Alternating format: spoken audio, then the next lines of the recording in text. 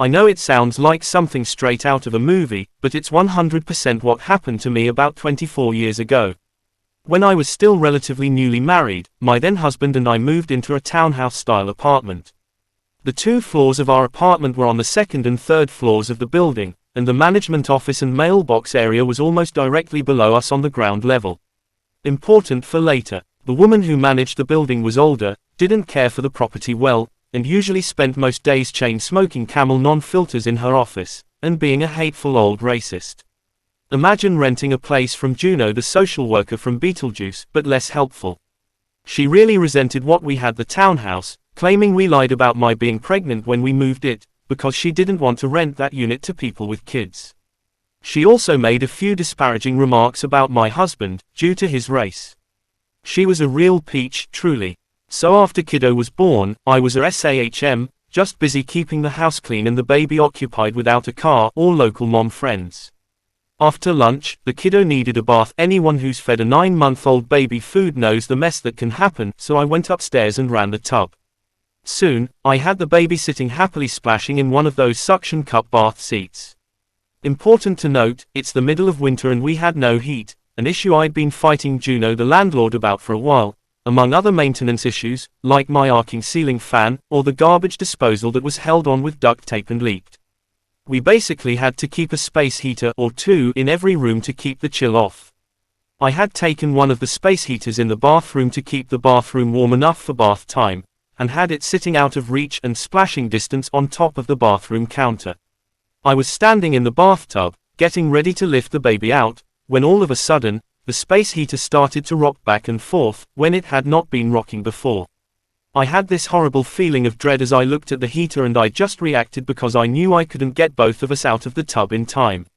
I reached down to grab the baby seat, ending up pulling it up off the tub and dropping the baby over the side of the tub to the bathroom floor just as the heater got to the end of the cord. It thumped into the shower door, bounced off the edge of the tub and landed on its side on the floor a couple inches away, where it shut off. Had auto shut off in case it got tipped over. When I looked over to the corner of the bathroom, that part of the room seemed to just get darker, like it was filling up with shadows. There was no smoke, no change in lighting, no windows, so no sun going behind a cloud, etc.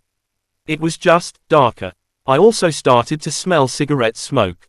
Camel non-filters, which I knew the smell of well from being in Juno's office all the time to get things fixed. The smell was so thick it made me cough and my chest ached, but I couldn't see any smoke haze. And I felt this overwhelming sensation of hatred and malice, like someone was standing there giving me a death glare.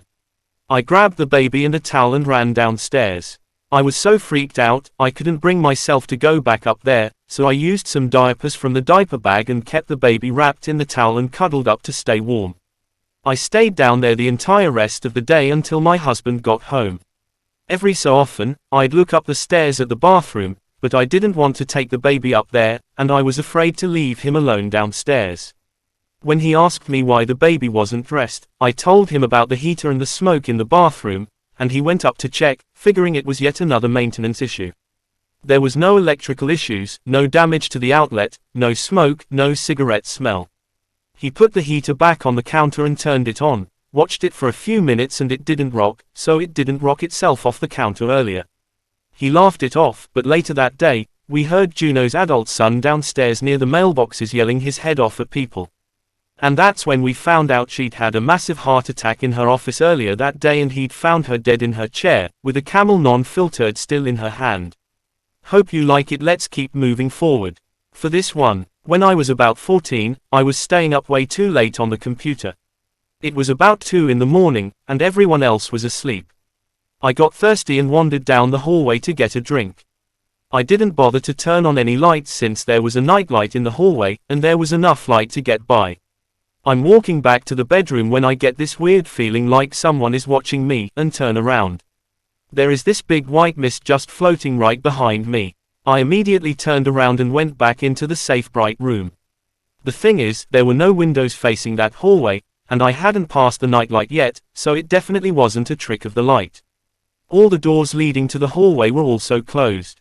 A few years later, when I was moved to the small room closest to that spot, I got the heebie-jeebies and couldn't sleep without a lamp on. It wasn't until some time later after the sighting that I learned that, in the 80s, a guy was renting out the house. He was arrested for the kidnap, rape and disappearance of a bunch of kids in the area, and for the suspected murder of his wife. They never found her, and she supposedly ran away, according to him. Cadaver dogs went over the farm, but they never found anything.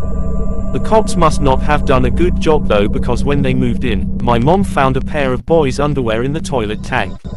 The missing wife was never found, and he died in prison about a decade ago. I think she's still there, though. Comment what's the best story for you. Keep moving forward. I've experienced something that I can't explain. I used to work in a very small pharmacy and our stock room was in the basement. It was a long rectangular room with tall shelves off to the side creating an aisle. About halfway down there was a break in the shelves and you could walk through into a second room. We nicknamed this room the dungeon. It had a couple of steps up into it and a low ceiling, so it was pretty tiny, and there was a stepladder in the far corner with a trapdoor which opened up behind the till on the shop floor. This was the first escape if you were downstairs. I was in the basement and looked up to see a guy walking through the gap in the shelves into the dungeon. Nothing seemed particularly off apart from not knowing why he was there. He was blonde, wearing dungarees and a blue and white checked shirt, just looked normal really. I called out to see what he was doing but he ignored me. Rude ASF. I went into the dungeon after him and he was already gone, presumably up through the trapdoor. I went back upstairs and asked the only other person working there, a locum pharmacist so only there that one day, who the guy was, but they didn't have a clue what I was talking about and swore no one had come in the shop and certainly no one had come through the trapdoor. We even watched the cameras covering the shop floor back to check and no one apart from the two of us had been in at that time. Weird as hell. Jump ahead a year and we've got a Saturday girl. She came running up the stairs from the basement one day almost in tears saying that the man had scared her. I asked who she was talking about and she described a blonde guy in dungarees and a blue and white shirt who'd walked through from the basement to the dungeon, ignored her calling to them and then disappeared after going into the dungeon. I mean, WTF is that?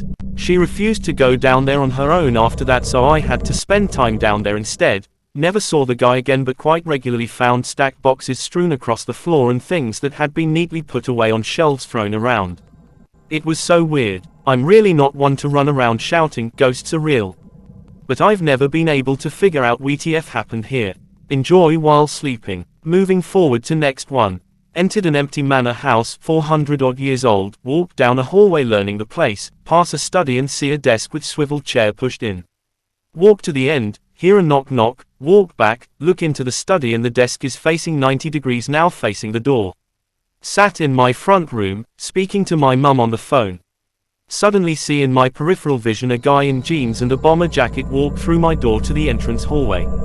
Shit myself, brain goes into overdrive, tell my mum. She tells me it's the 8-year anniversary since the death of my uncle who fit that exact description.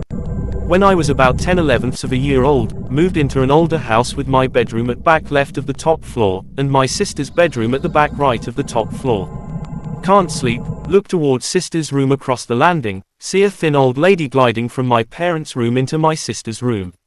Bricked it, hid under the covers, sister screams 30 seconds later and wakes up crying. Parents rush in and sister says she feels sick and really cold. Taking my washing to the tumble dryer in the garage, turn on the light that flicks a few times, look up and my granddad is stood there smiling at me at the end of the garage, but only saw him between the flashes. Light comes on, he's not there. My granddad rarely ate in the last weeks before he died, only thing he loved was Kinder Buenos of all things. Used all my pocket money to buy him a box from the local convenience store. Anyway, couple of years after I was feeling really down about something and suddenly smelled Kinder Bueno. Felt like he was there, said hi granddad and heard a knock on the kitchen door. Moving forward to next one. A few years ago, Tauntauntum had just been through a rough divorce from their high school sweetheart. Their best friend had taken to distracting them by taking long road trips. One morning, they were on their way to Carlsbad, New Mexico when they paused alongside a river dam. They were drinking cider and snacking when the pair decided to explore the dried riverbed. It was obvious that they weren't the first ones to go trekking through the riverbed.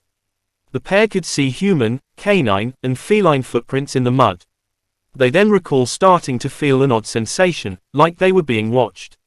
Their friend caught the writer's attention and called them over. There was a bone in the ground, what they now believe was a spinal cord. At first they thought it was a beef or pork bone on some kind. They continued looking around the river bed when they found a strange rust-colored rock sticking out from the sand. When they got closer, they realized it was a half-buried little girl's shoe. The Reddit user stepped back and ran forward, preparing to kick the shoe. Suddenly, they heard a little girl's voice shout, "No. Don't, please." They looked around but didn't see anyone besides themselves and their friend. The friend asked why they stopped and they replied, "Didn't you hear that little girl?" Both confused, they decided to shrug it off and continued on their way. Meanwhile, the feeling that someone was watching them grew stronger. A few minutes later, they spotted another bone. Now, they began to get scared. The bone was clearly human. The friend called the non-emergency police number for Carlsbad, and they reported what they saw. 1 week later, they received a call from their friend that the Carlsbad police had called to report the bones they found were indeed human. During the investigation, the two were questioned and eventually informed that the rust-colored rock actually wasn't a rock at all, but the shell of a pickup truck that had disappeared along with the family of 3 it had been carrying, a man, a woman, and the daughter. It made the Reddit user think back to the girl's shoe sticking out of the mud, and the voice they heard. Could the little girl have spoken directly to them?